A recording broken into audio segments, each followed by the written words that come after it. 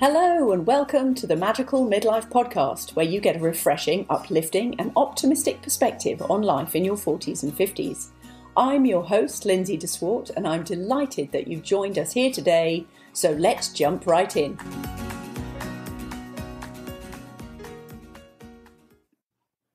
Hi, Lindsay here. How are you today?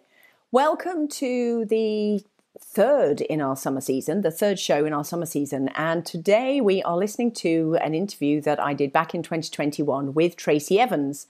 And Tracy Evans is the owner and, founder and creator of DreamWinds Equine Assisted Learning Centre. And since we did this interview, and just actually as we speak, Tracy is in the exciting process of creating her second DreamWinds Equine Assisted Learning Centre, but down in the States this time. So they have taken on a whole new property and are starting a whole new construction project to build DreamWinds Equine Assisted Learning Centre South, I do believe.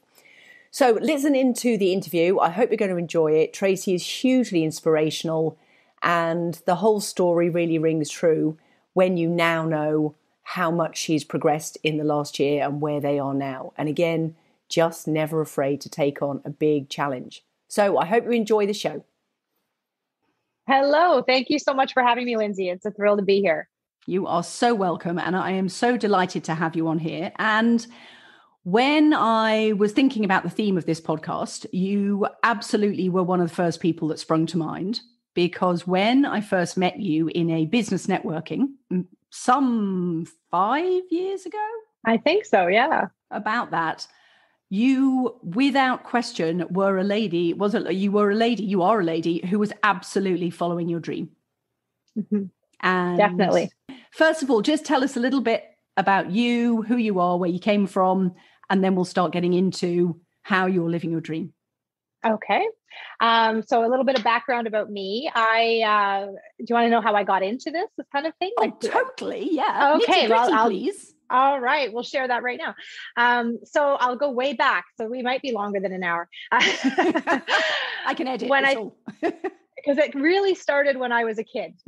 For me, I grew up in a small town. My dad had a huge passion for horses, and I got that from him. And we would spend pockets of time with horses, but I never had the means and opportunity to do anything about it. I never learned how to ride. I just dreamed of them. I was the kid with the horsey room that never got the pony. And I grew up in Niagara. I just took a normal path, like many other people. I did my education. I went and I got a psychology degree because I didn't know what else I wanted to do. And came out of that, started working in a government job of all things. After 5 years, I packed that in. I said, I can't do this anymore. I want to do more. So I quit my job then and thought I was pursuing my dream then to go and do my MBA. So I did my Master's of Business Admin and Marketing, and entered the wonderful world of telecommunications.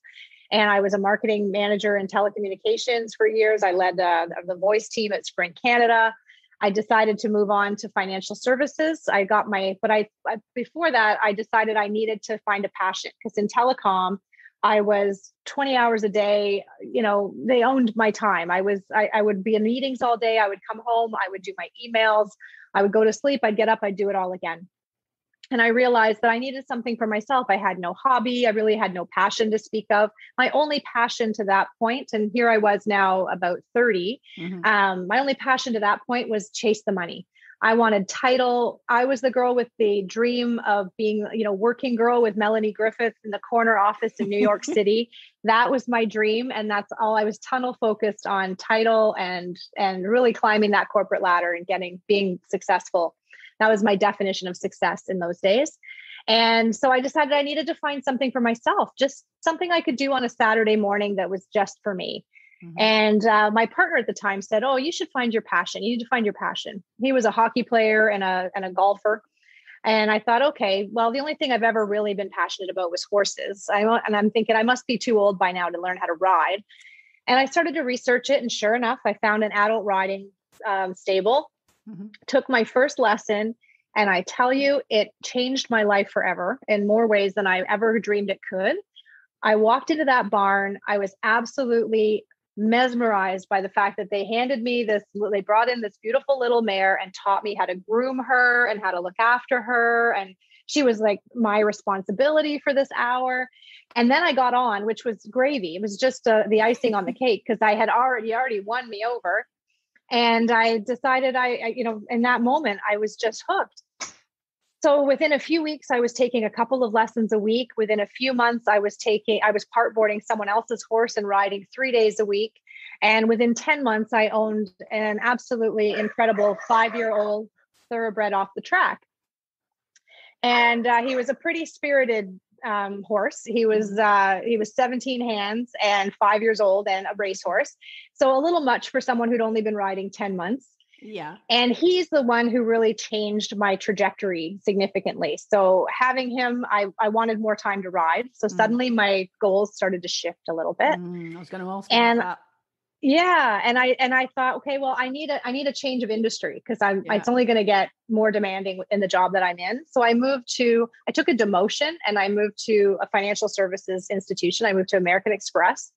And I went down a level to do that so that I could I want more time.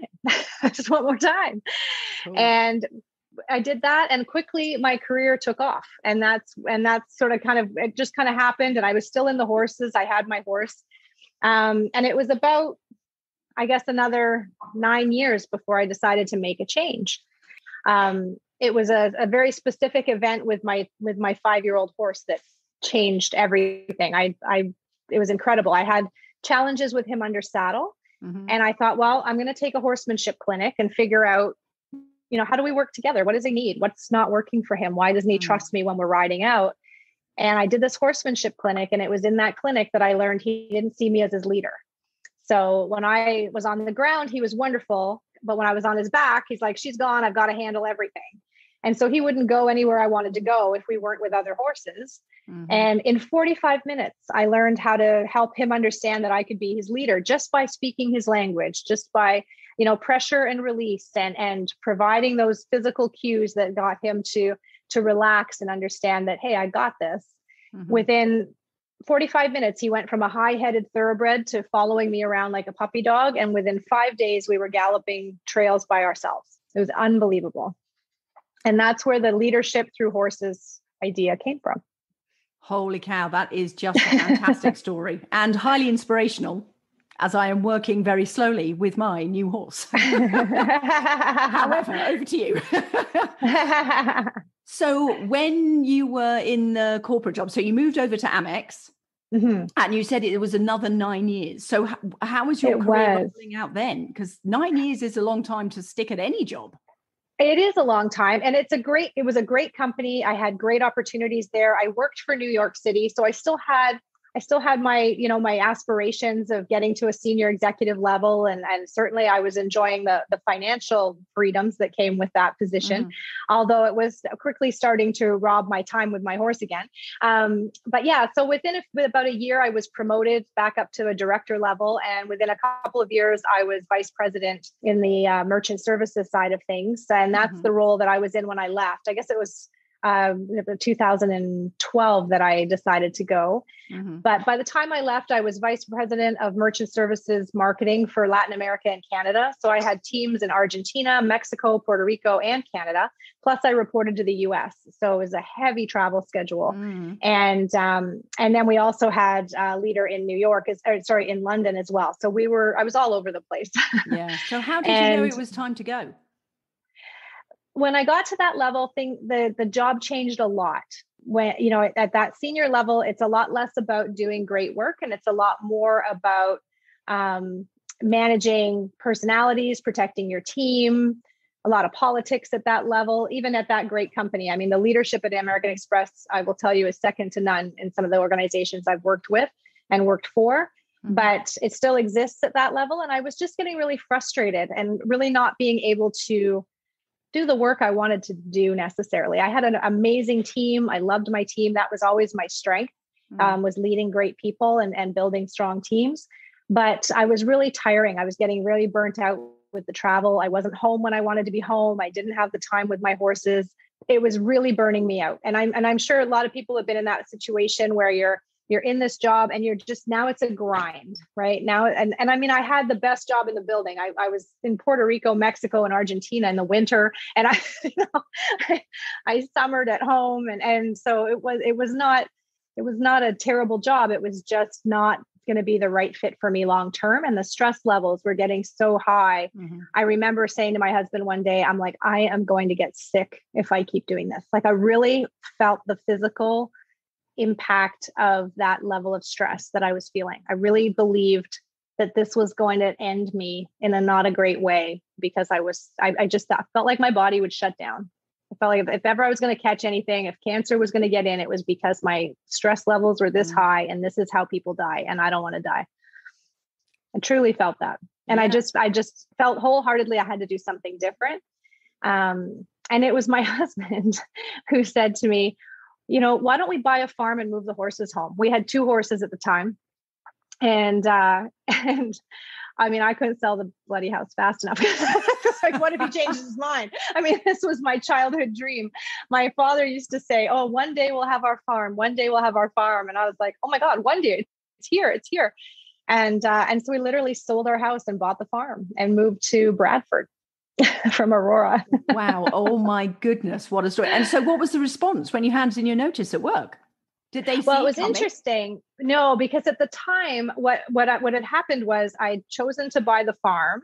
I hadn't left my job yet, and I wasn't planning to leave my job for at least another year. Was kind of my short-term goal was to find my vision. I mean, people say, "Oh, you must have had a huge vision to build a successful EAL center and what have you." And I'm like, I just wanted to get my horses home and find a job that wasn't stressful. That was my goal at the time. I was like, I had one goal was to get out of corporate. That was my one main goal. And how I was going to do that, I wasn't 100% sure. I certainly at that time could not have told you that it would have looked like this, because I would have done it 10 years ago, 10 years earlier. I knew it could look like this. But yeah, so we moved the horses home, and the purpose of that, I mean, when you have boarding 2 horses out, that's a mortgage payment. So you can shift your finances quite significantly. Yeah. Just by bringing the horses home and taking that care on. So we looked at that in terms of a financial restructure. So we weren't so reliant on my position and my paycheck.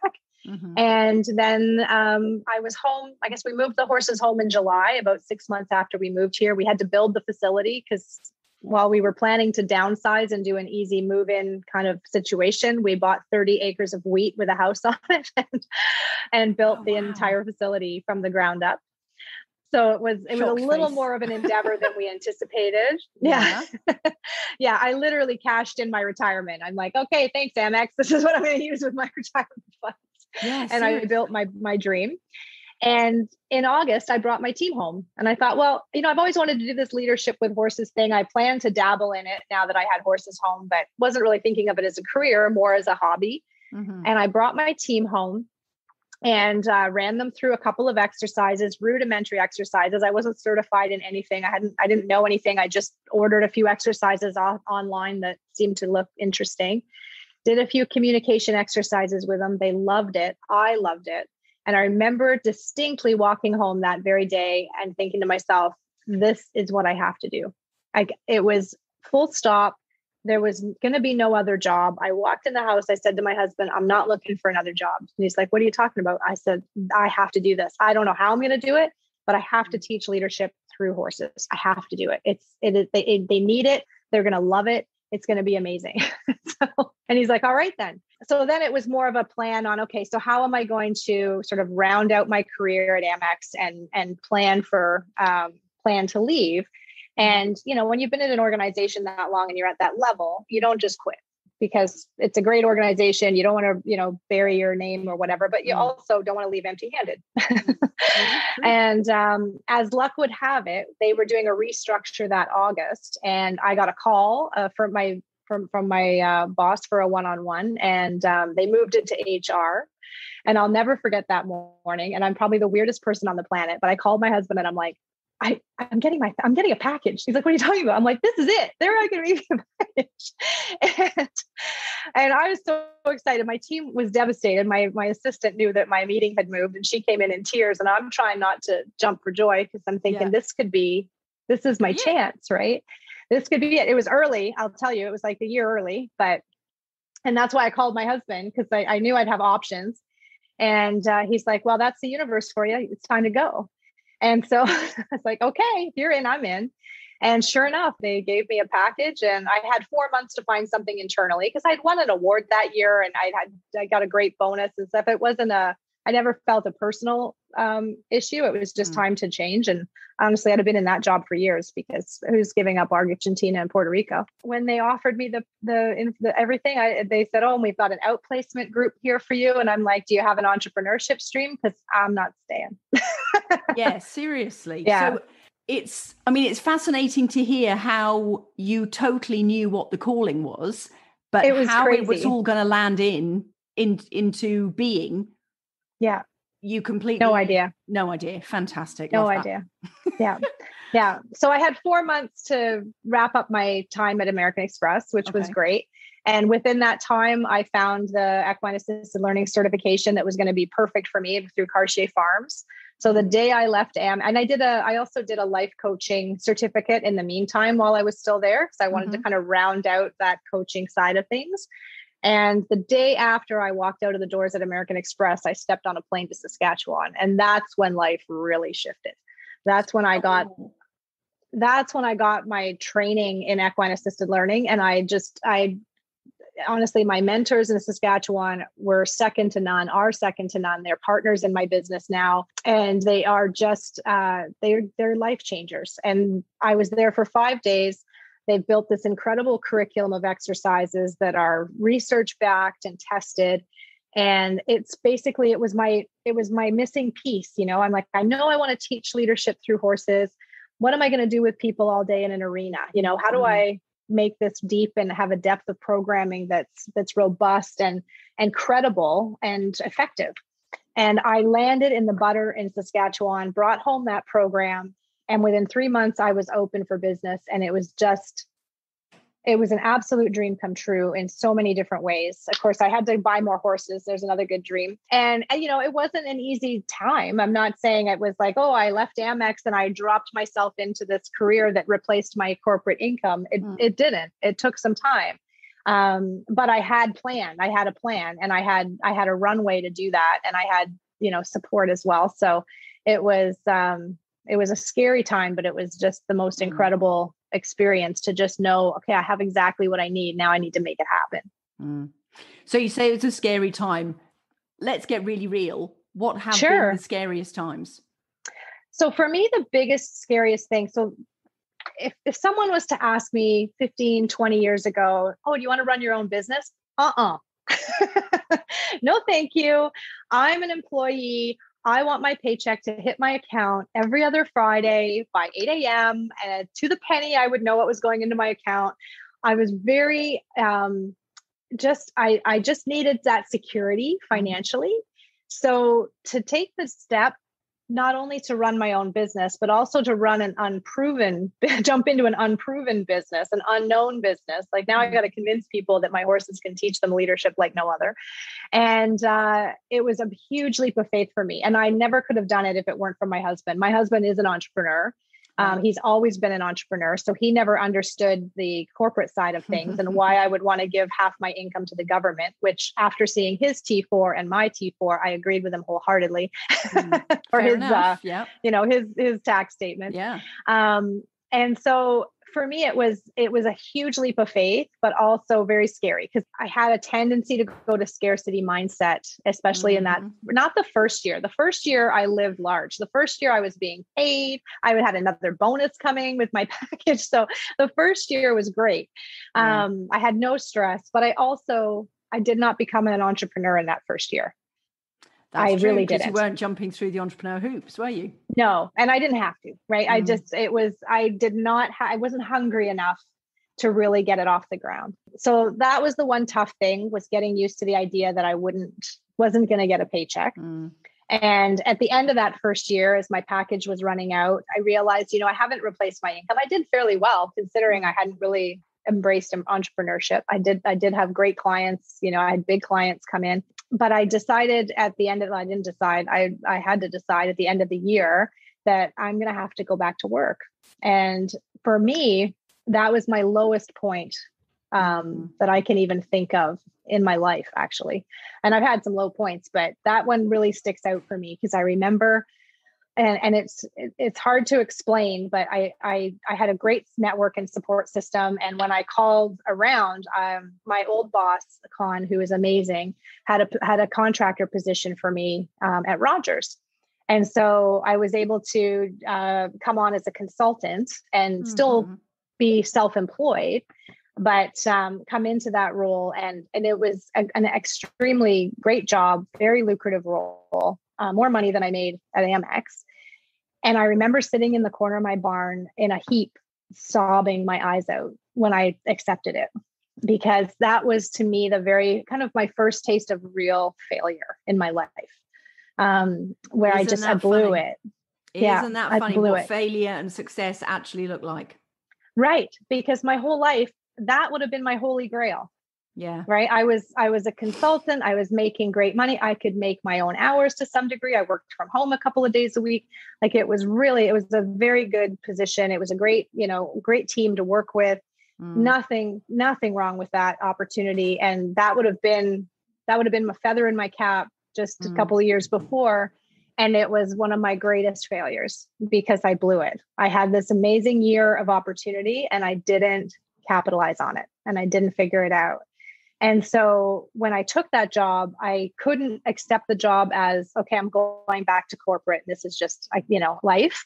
So I took that job under the understanding that I was going to be working full-time for them and full-time for myself when I wasn't there. So I ran programs in the evenings, and I took days off to run corporate sessions. I launched a youth program. I did weekend work. I've never worked harder in my life. And within a year, I contacted my trainers, my mentors in Saskatchewan, and said, I really want to teach the course. I so believe in this program and what it has done for me, because now I had a business that was growing. Plus I was working full time. And I was also able to take some of that financial benefit to invest in my business and my branding and figure out what the heck I needed to do to be an entrepreneur. Then you started the entrepreneur journey.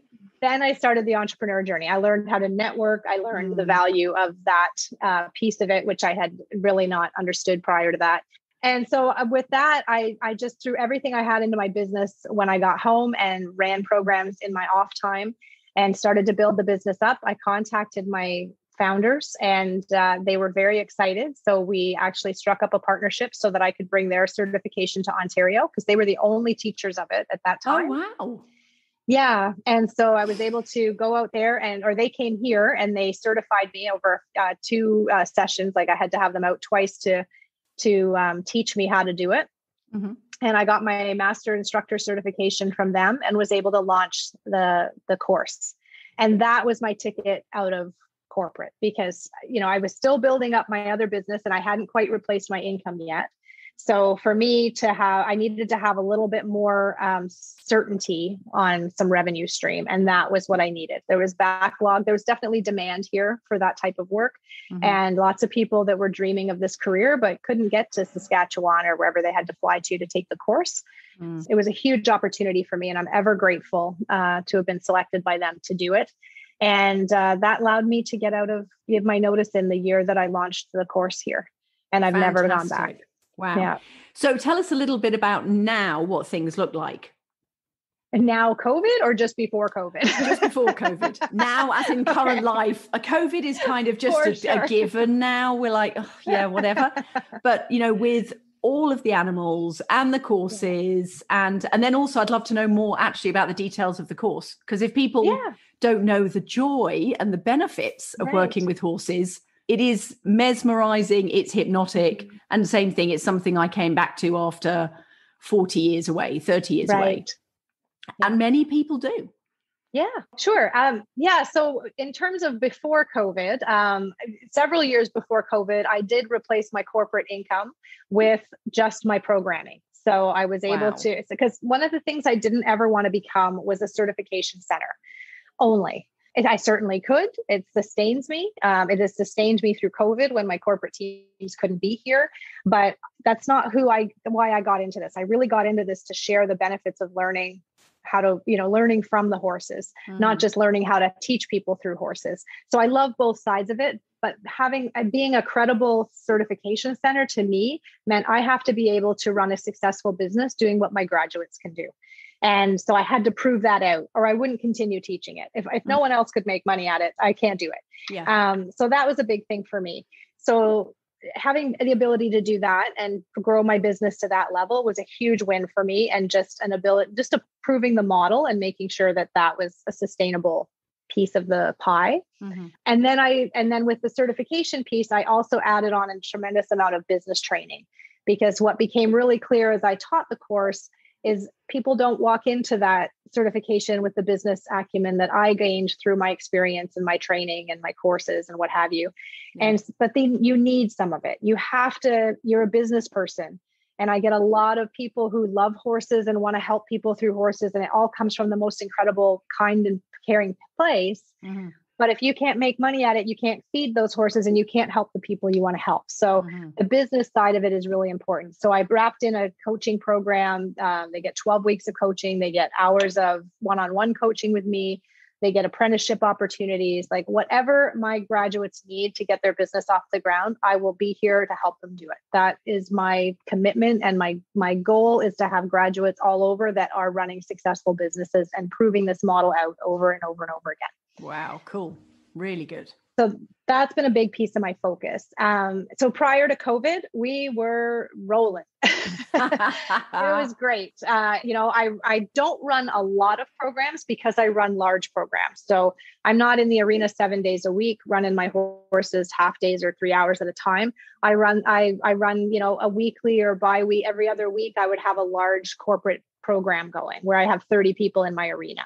That in combination with high school programs. I do high school leadership programs for the SHISM certificates, some youth at risk work as well. Those are the three key areas of my programming that I really like to focus on. Mm-hmm. And then I run a date night monthly just for kicks because I love it. Yeah, super fun. Right. So before COVID, that was fantastic. We actually had a new opportunity coming. One of my largest clients is a major bank, and we've been working with them for 6-7 years almost. Mm-hmm. And we had finally broken through. We'd done hundreds of their employees, but we had finally broken through to the corporate level in HR, where we were going to be part of a leadership program for over 200 more employees. And it was going to become systematic. And we've been working towards this for years. I have such an amazing champion in that organization. And then COVID hit. So we were like back to zero. Yeah, brakes came on. I had some amazing other opportunities. We do some work with a camp where we ship horses to an island, and that was a growing opportunity. Everything shut down. So we had a huge pipeline for 2020 that just didn't come to fruition, which was really challenging. Mm-hmm. What ended up happening, which was a blessing and a bit of a surprise for me, was that my course became a very high demand course. So I had to figure out when we went version. Well, I didn't have one yet. Oh, okay. So I had lots of people interested in taking the certification, but of course it was an in-person course. Mm-hmm. And when the lockdown came in the end of March, it came 3 days before I had 8 people coming to train. And I literally had 3 days to turn it into an online program. And the whole thing can't go online. There's an experiential component to this that absolutely has to happen. But we were able to take the classroom piece, or I was able to take the classroom piece online and run the session in the mornings the same way I would have, but through a Zoom link. Mm-hmm. And everybody signed up for it. Everybody's like, yep, I want to get started. Of course, we all thought it would be just a 2-week delay till they got here in person. And from March, they didn't get here until July. So it was a long gap between. Yeah. But the feedback was really strong, so strong that even this year we offered the online program twice because people liked the idea of just getting away for 2.5 days to complete it instead of having to be away from their farm for 5 days. So we now have that option. And it's been a game changer. And even now, because of my May course, I'm doing online as well. So we have that flexibility now to maintain momentum for people. Because when you finally make that big decision to invest and change your life and take that leap, I mean, most of my graduates have been thinking about this like me for years. I was 9 years before I finally figured out how to do it. And I always think about people saying to me, oh, I would love to do what you do, but I can't afford to leave my job. I could not afford to leave my job. I don't know that anybody could ever afford to leave their job to follow their passion. No, it makes no sense. You live to your means. That's just life. And quite honestly, my husband didn't make double what I made so that I could just quit my job and do whatever I wanted. I still had to fund my half of my commitment to my household and figure out how to do that. And that's why I had to go back to work after my payments ran out, because I'm still on the hook we still have to eat. We still have a mortgage. We had this huge facility. It's incredible to me. And I would have been that person. Oh, I quit my job in a heartbeat just to run an EAL center or, run a rescue or whatever people's dreams are, especially animal people. And it's unthinkable. But all I can tell you is if you want it bad enough, it's absolutely doable. Absolutely doable. You find a way. I was going to say, so you did find a way. So you bought 30 acres with a house on. And so what have you now built on that 30 acres? Because it's quite a setup now, isn't it? It is, and it grows every year. So now we moved in 2011. We broke ground in April of 2012. So here we are 9 years later, I guess. We have built a beautiful 6-stall barn with an attached arena. So that went up the very first year before we moved the horses home. So we have a lovely 60 by 120 indoor arena. And a classroom, boardroom, loft upstairs with a beautiful bathroom for clients to enjoy. And then we also have an outdoor ring, and we have, I think, 8 paddocks now. We have a sheep enclosure and chicken enclosure. So we dabble in eggs, and we're breeding rare sheep, bringing a new breed to Canada, the Valais Black Nose. Like, it's not just an EAL center anymore. Like, my husband and I have really embraced the idea of what other crazy stuff do we want to do, and it's been such a canvas for life here, because we don't limit ourselves. What else can we think of, and my husband grows raspberries, and he's got dreams of making wine, or hopefully one day opening a distillery. And, there's all different dreams we have, and there's no limit because we have the space and we have the imagination. And the only thing that stops us is obviously financially. We'd love to build more facilities and things like that, but that's just all part of growth. So it comes in time. So what you've done is courageous, brave, fun, and as you say, a little bit wild and crazy. What sort of influences do you have around you to keep you fired up for that and tuned into that? Some people would be going, oh my goodness, you are kidding me. I could never do that, even though I want to. So what fires you up and keeps you motivated to do it? Yeah, I mean, for me, there's a couple of things. Obviously, my horses motivate me every day. I absolutely, when I sit in my office now and I'm surrounded by windows. So I see horses over here. I see horses over here. I've got chickens on my porch. And that is motivation enough. If I'm not, in a lot of ways, because if I'm not still striving and still building this business, all of that is at risk always, so there's that piece of it, and not from a fear perspective, but I want to give them the best life. I don't want to get a call from the vet tomorrow and go, oh, I can't afford that. I can't fix it. Which I've never faced. And I don't think I will never face, simply because that's just not an option. And I just will always strive to have enough and do more, in order to sustain that. I also like to collect horses. There's not been a day I don't look at horses for sale. So that's motivating. I have 9 right now. We just purchased 2 lovely mares last fall.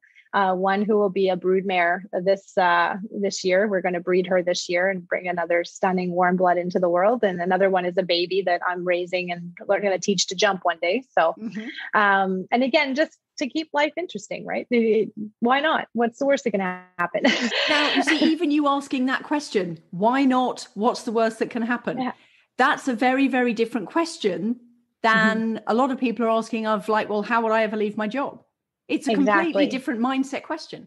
Yeah. And when you say, who do I surround myself with? I do a lot of personal development, as we have talked about. I did Landmark with my husband 6 years ago or 5 years ago, which was game changing for both of us. It shifts your mindset in so many different ways, and certainly has helped us from a relationship perspective and communicating and overcoming challenges and facing some of the big stuff we face around here. And then most recently, I've tapped into the Tony Robbins way of thinking, and I love that energy. And when you think about life, I speak to a lot of people who are, just not thriving and not doing what they love. And I hear things like, only 7 years till I retire. And I cringe because really, I know like people get less time for manslaughter in this country. So, so why would you torture yourself with 7 more years of 8 hours a day doing something that doesn't fill your cup? And I think because of the experience that I've had and the incredible pressure I felt internally to make a change, I really inspire people to dig deep and find a way to make that change, because we're not guaranteed tomorrow. We don't know how healthy we're going to be 10 years from now. You got to live every minute. And I just have a big philosophy of, I want to be energized every day. I want to be joyful and I want to be present. And, when I was in corporate, going through the motions, I didn't want to be present. I just wanted to get there and get home. Right. And you just miss out on so much, not loving what you do. And, did I like my job when I was there? Yeah, absolutely. But this is a different level. This is just a level of freedom and joy that I would have dreamed about in my retirement. And I've never worked harder in my life, but this would be a life. To me, this is like a life of retirement. I can't imagine not doing what I'm doing. And I just wish that for everybody, truly. I just, and whatever it is, I'm not saying everybody needs to go out and buy a horse farm and do crazy stuff like I'm doing, but if there's something else you'd rather be doing, for heaven's sake, do it.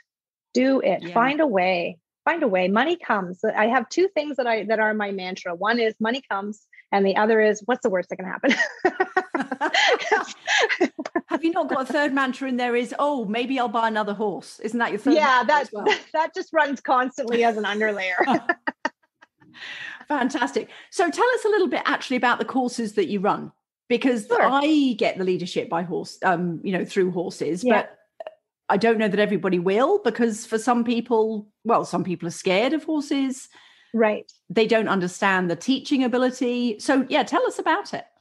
Yeah, absolutely. So from a corporate side or leadership side, when I talk about my corporate teams and my high school programs, really that's all about helping people understand themselves better. So when we work with horses are looking for people who have strong leadership, clear communication skills.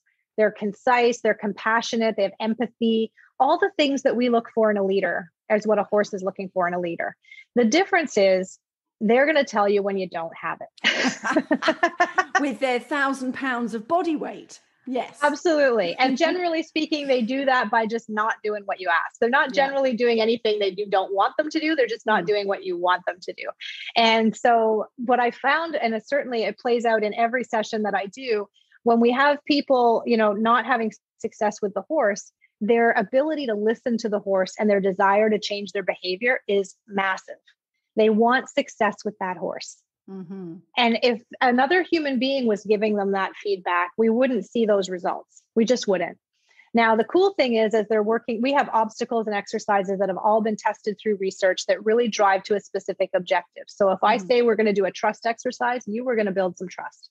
If I say we're going to work on silent communication, you are really going to understand the power of your body language and how to influence that and make sure that it is congruent with the messages you're trying to send. Like they're very, very specific in that sense and ridiculously fun at the same time, but they do drive to that objective. So when you're working with the horse and you're not quite getting it, and the horse is giving you that feedback, the beautiful part about it is the minute you change your behavior, that horse will absolutely step in line and give you what you're asking for. They don't hold a grudge. They are just looking for the right cue to give you what you need. And that's, to me, is how the learning really sticks, because you're rewarded for the right actions immediately. And it's amazing to watch. And then other than that, they really make you self-reflect. So when I think of all the leadership programs I had done through my university years and through my corporate career, you're always going on leadership programs and what have you. And you sit in that classroom and that wonderful professor or teacher at the front is sharing with you the great principles of leadership, fairness, consistency, confidence, all those things. And you can look around the room and go, I hope they're listening, because man, I wish he had more of this and I wish they had more of that. It's not me, right? It's not, I do that all the time, because we don't know what we don't know about our own influence and behavior with other people until it's really in your face and you see it. So the ability for people to learn and own their own stuff when a horse is telling you that has been amazing to watch. So and people want to change. Can you give an example of sure. one of the exercises that you do? Because I've done them with you in a networking night, and they're so fun. So can you give an example? Yeah, absolutely. So there's a couple of them that are really popular, but one of the ones that I love is called end of your rope. And end of your rope is when you have two leaders on the end of a rope and a horse in the middle. And so those two people are the line of communication to that horse. And they have to synchronize their messaging in order to get the horse to do what they want. And the whole objective of that exercise is yourself as part of a team. So what do you bring to a team? And we put them into a problem-solving scenario where they have to get the horse down the channel and turn it around and come back.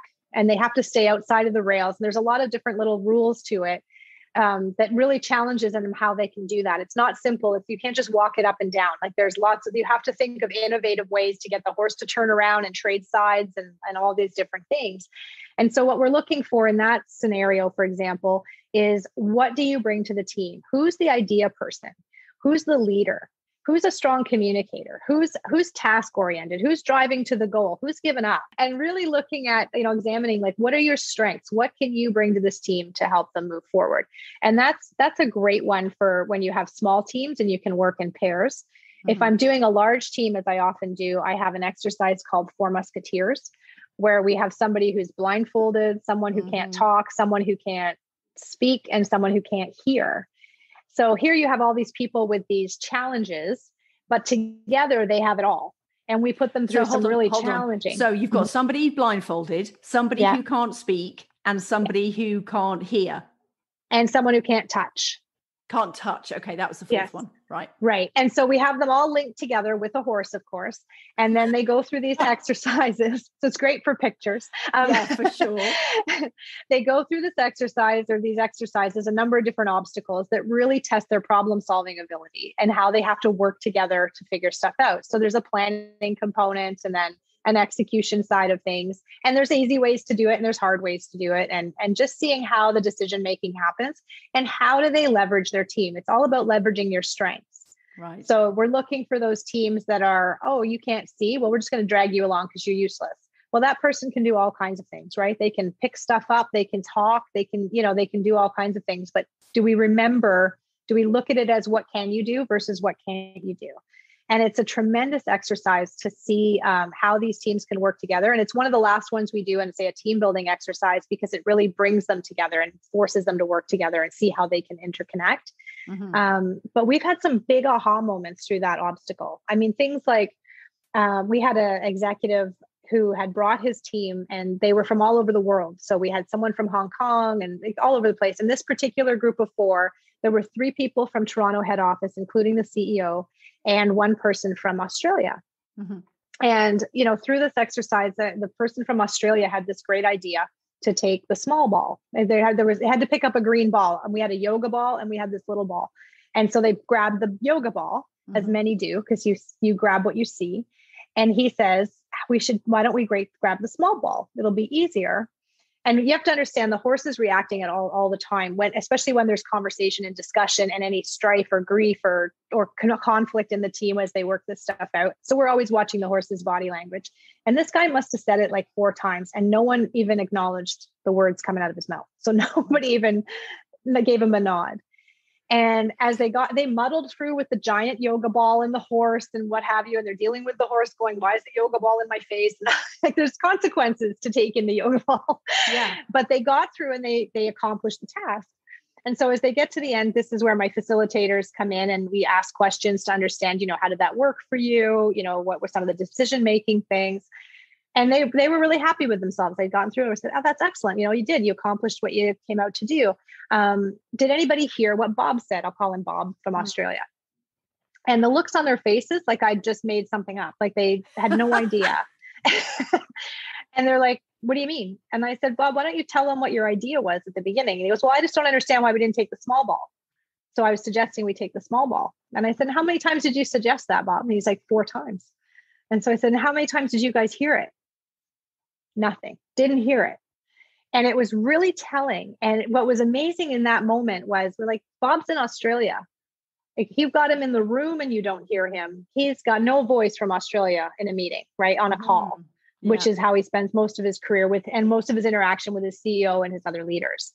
And what was really cool was the CEO was so shocked when we came. We always do a briefing downstairs with the small team, and then we come upstairs and do a larger briefing with the broader team to share learning and share stories. But I never call them out. Like, I wouldn't say, hey, your CEO didn't even hear this guy. Like, I didn't do that, but he did. But it was really interesting because he did. He goes, I'd like to share what happened with our team, because he said it was really telling for me and it can't happen again. And he said, and he shared the story and he owned it. He said, I did not hear his voice. And we did give feedback on both sides. Like, Bob, you need to be heard, but you also have to take responsibility for being heard, right? Yeah, like, don't move until someone acknowledges what you say. Like, you have a good idea, make sure you're heard. But the CEO absolutely stood up, called himself out and said, I didn't hear his voice. And now I'm really worried how many great ideas I haven't heard from all of you. And he literally laid it on the table. He said, I don't care what you have to do to make sure I've heard you, but make sure I'm not going to take every idea you have necessarily, but I don't want to miss any, because we can't do that. That's not how we get better. And that's not how we operate. And it was just so awesome to see him really, humble himself in front of his team. Like, that brought his team together like nothing else could, because he was authentic, he was humbled. And he's like, I'm one of you guys. Like, we're all in this together and I need to know everything. Like, I need to hear you. And I don't ever want you to feel unheard like we just experienced today. And it was really telling for him. But poor Bob had no voice. And so, of course, I make light of it. And I said, okay, Bob, now's the time to ask for that raise, because everybody's listening. But it was great. And it's those types of things. And that wasn't specific feedback from the horse, obviously, in that one. But oftentimes we'll get that feedback from the horse so clearly. My Clydesdale is great for that. I have a 2,000-pound Clydesdale who will suffer fools for only so long. And we have an exercise where you have to back the horse into a parking lot spot. Right. And so it never fails where we get teams together. And, one person will start to try and back Jimmy, as my Clydesdale, Jimmy, up into the parking spot. And it takes minutes before 2 or 3 more people have joined him to, put their backs into it. I was going to say, I bet they're trying to push the horse. Absolutely. Because he's 2,000 pounds. So this is going to take brute strength. Like, this guy's not going to just move for nothing. And my Clydesdale, he's amazing because he stands there. And I swear, I mean, if I was to put words to his face, it'd be like, here we go. Yeah, here we go again. Yeah.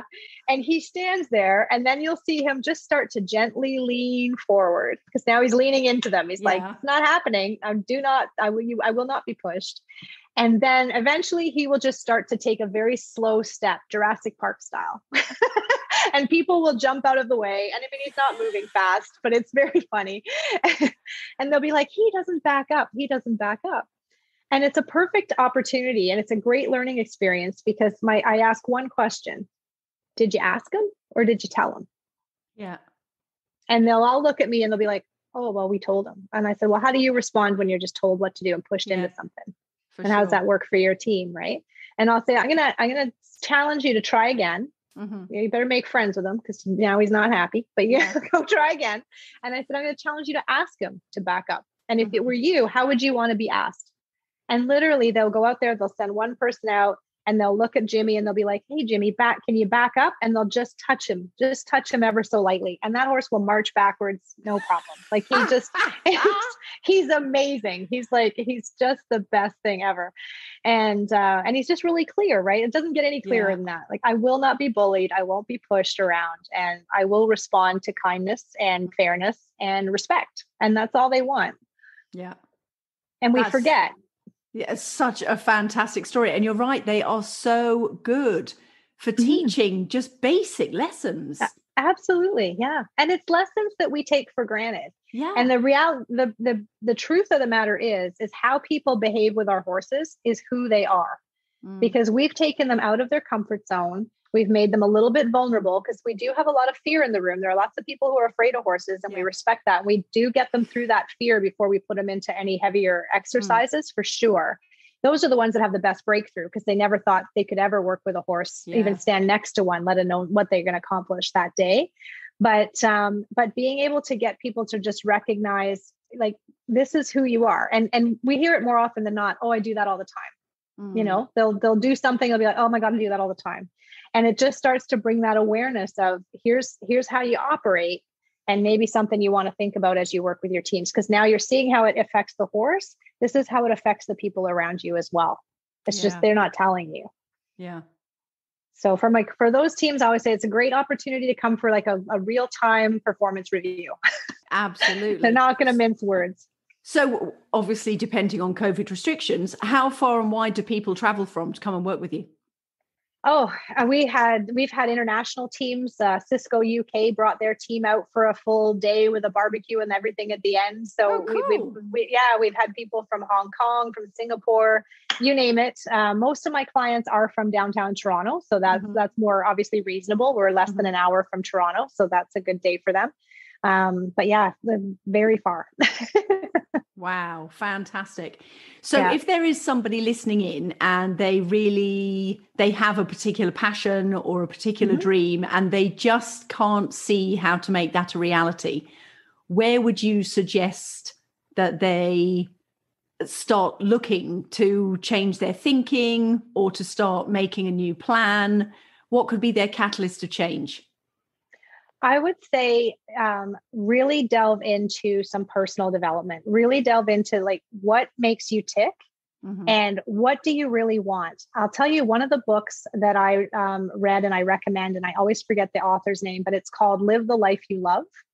And it's by Barbara something. Share. Thank you. Sorry, Barbara. Yeah. And I remember because I was at that time where I was just really looking, I knew I needed to change. I didn't know what it looked like. I knew I needed out and I needed to find something. I took her book. I was going to Mexico for one of my business trips and I took her book and I did the exercises in the first chapter. I don't even know that I got through the rest of the book, to be honest, but I did the first chapter. And one of the things it said in that chapter was write a paragraph about what your life looks like when you've achieved what you want. Like, what does life look like? What's your ideal life? And I wrote this paragraph out and I went on to the next few exercises, did my thing, got in my business meeting, probably never picked up the book again. 5 years later, while living at Dreamwinds, running Dreamwinds, I found my journal that had just been thrown in a drawer. And I opened it up and I read that paragraph and it was my life. And I didn't know that I didn't know how that life was going to look, but there were certain things in that sentence, that paragraph that I wrote, like I wanted to really live a life that was driven by my passion and allowed me to pursue my passion. I wanted to be surrounded by my horses in some way. And I never said I wanted to work with horses. Like it wasn't that specific, but it said, I don't want to throw the baby out with the bathwater, which was really interesting. Because what I've created here through my EAL certification program, where I actually teach people the curriculum and how to run their own EAL business, is I've wrapped it in all kinds of marketing training. And everything I do with my business, I really leverage a lot of my marketing training.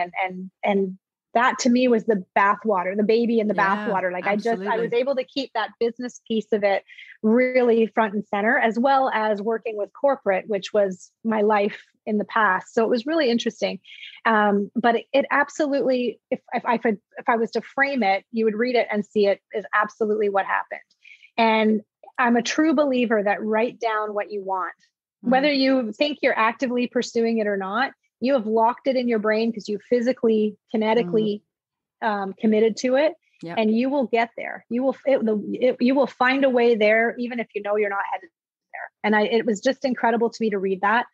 Those were the types of things that I was doing. Those were the types of things that helped me get unstuck. And that's where I felt. And I know lots of people out there listening are feeling stuck, like, oh, I'm in this job, or I'm in this relationship, or I'm in this whatever. When you hit bottom and you really just don't think you can get any lower and you're really, really stuck, that's when you have the chance to bounce. You know, exactly. That's You've when only got one direction to go.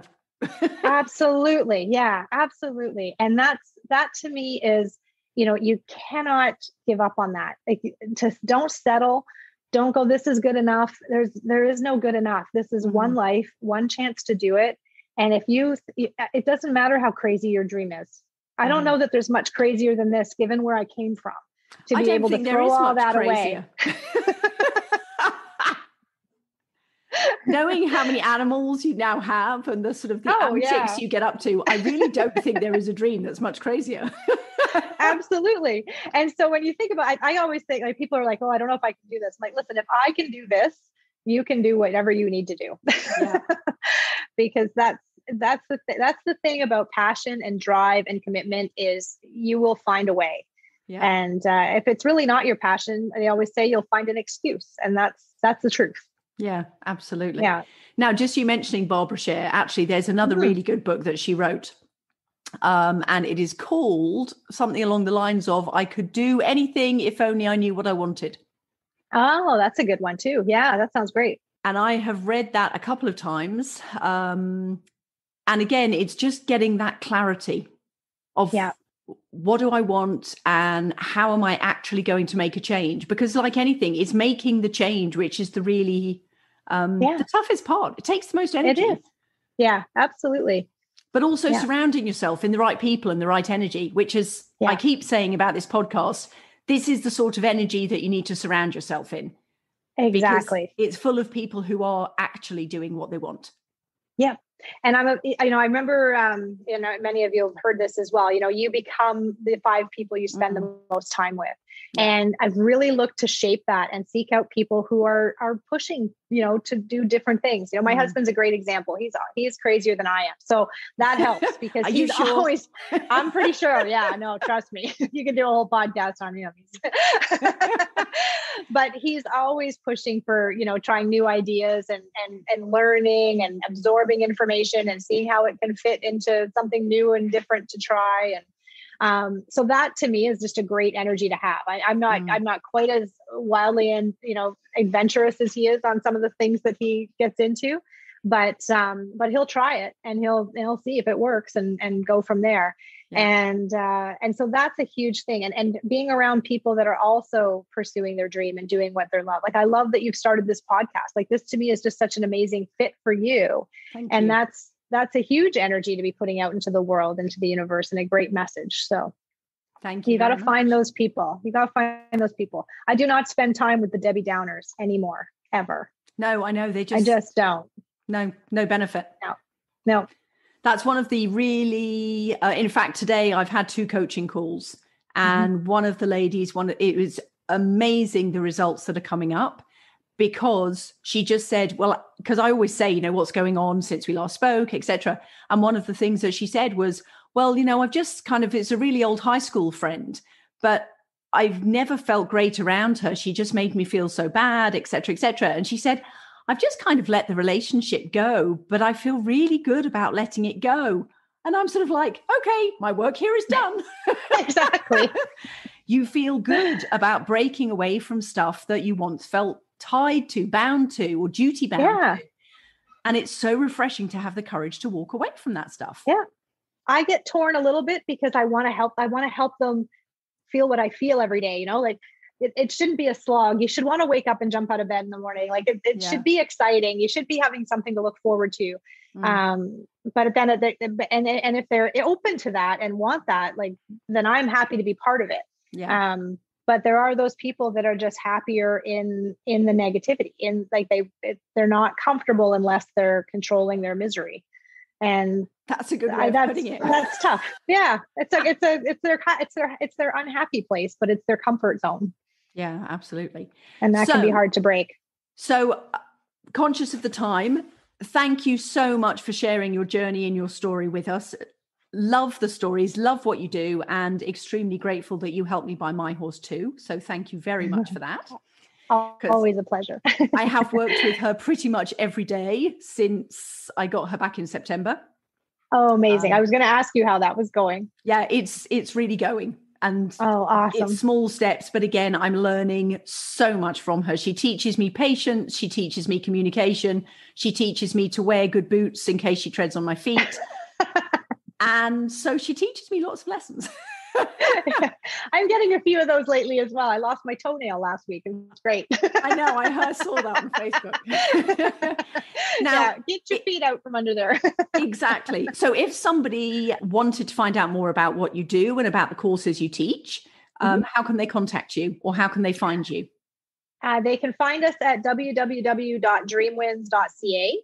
I am also on Facebook as Dreamwins Equine Assisted Learning Center, or Instagram, Dreamwins EAL. We have a Twitter handle, Dreamwins EAL. We have a LinkedIn page. I'm really easy to find. My email is tracy@dreamwins.ca. And I always offer up, if there's anybody out there who's stuck and just wants a inspirational chat, I'm open to that as well. Like I just love hearing from people that are looking to make a change, and it doesn't have to be in my industry. If I can help somebody, inspire somebody to do more, do better, do something they love, I'm open to that as well. Super cool. Thank you for that. So My I will pleasure. end. Oh, thank you. So I will end just by saying, if you've enjoyed this episode of Magical Midlife, please tune in and like it, subscribe, share with your friends, and keep tuning back into the podcast. So I will say goodbye. And Tracy? Thank you all so much. And thank you so much, Lindsay, for having me. It's been a great pleasure. You're very welcome. Okay. Bye. Take care.